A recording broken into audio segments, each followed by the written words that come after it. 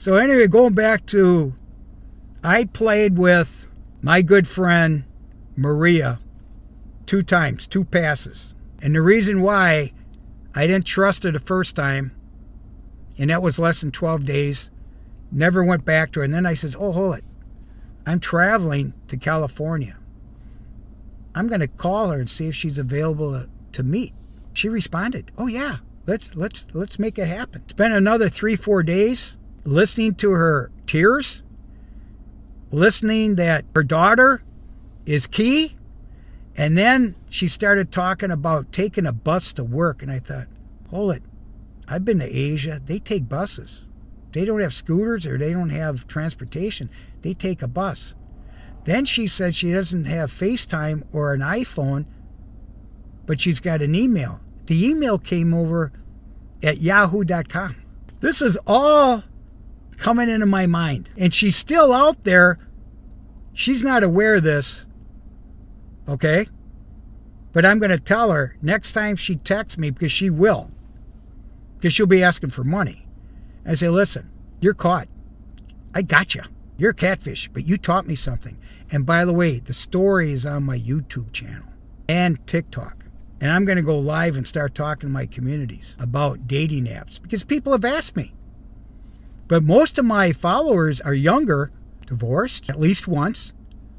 And the guys that are older than 60 or whatever, they're done. They're not interested in any of that. So to me, this is content. And eventually I'm hoping that people will invest in my videos because I talk about mental illness. I talk about cyber security. I talk about dating apps. I talk about trolls. I talk about catfish, liars, deceit, legal, litigation, family law. All this stuff I've learned. But now I've got a whole new subject matter, and this is why I'm coming to you, is you got to be careful out there. And you know what? If women are watching this and track me down for whatever reason, and by the way, people have contacted me through my YouTube to see if I was single, to see if I'm willing to talk to them. What the fuck are you thinking? You know? It's all going to come down to some type of investment. It could be emotional investment. It could be financial investment. It could be time investment. Oh my God. And you know what? I feel for the guys that just, to me, it's a transaction. It's a contract. And it's very unusual to get a breadwinner that's got his shit together. When you think about Bezos and these celebrities and, you know, how many, yeah, it's sugardaddy.com. My sister reminds me of that. My sister offered to write my profile. No, I can write my own profile. But the problem here is they don't read it. They don't read it. I'm serious. I don't think women read it. I have to remind them. I'm 71 years old. Oh, that's okay. I love men in their 70s. Oh my God. So I'm giving you a heads up, man. Gotcha. Catfish. Gotcha. Trolls. Scamming. You got to be on your toes. You got to be on your toes, man, to watch us. Now, if you don't want to do it, and you just want to be on your own or do it, it's okay. But I like to go out. I like to go entertain or whatever. I don't know how long it's going to take, but I'm old-fashioned. I'm old-fashioned, man. And I picked 2 women that I thought were good girls. Do I say it? I think bad girls are a lot more fun. And it's just a date. And the first thing I'm thinking about at my age, STDs. Oh yeah. Oh yeah. Gotta be careful, man. But I like entertainment. I like going to games, hockey games, baseball games, feeling good, having a hot dog and entertaining, have a nice looking woman, just talking, go to a concert, go to a comedy club, you know, get to know somebody. And don't forget, I've talked about a background check. Not only on the potential spouse, you ask them what they, you know, what they're like. Let them know. Hey, listen, what's your financial situation? Oh, I don't talk about finance.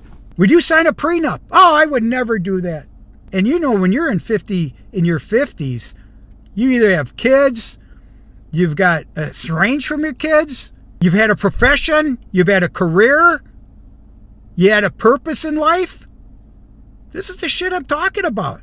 You gotta have a life. What about domestic abuse? What about DUIs? What about physical abuse? What about busted for a DUI? Do you have guns in the house? Seriously, I dated a woman that had a gun in her house, and she pulled it out on her ex-husband. That's when I said, fucking hey, I gotta get out of here. I'm giving you a heads up, man. There's some, we all know it. There's road rage, relationship rage, and you might not even be associated with these people. And you could be accused of something. But when they start saying, I'm on PayPal, I need money, I took the bus to work, and she's saying she's a dermatologist? What? In California? Unbelievable. Unbelievable. And you know, you could send that and put it in AI or Google or whatever and see if it's even on Facebook or something like that. You got to be really cautious, man. That's the other thing. Bumble's got verification, really. And they got unmatched. I mean, there's a deal where you could look it up and just say, hey, I unmatch. I feel like if somebody's on Bumble and they're honest with you, they'll give you your cell phone or WhatsApp, go on video right away or whatever. And then I go back on to Bumble and I go unmatched. Did you meet him? Yes. Even if it's verbally. Yes, I met him, but I unmatched because I'm not interested. Or they're not interested. I've had that too. I think they call it, they left the conversation, something like that. No problem. No problem. But if you start talking about what I've said before, start talking about religion, you start talking about finance, you start talking about politics. I've seen on profiles, if you're a Trumper, don't contact me.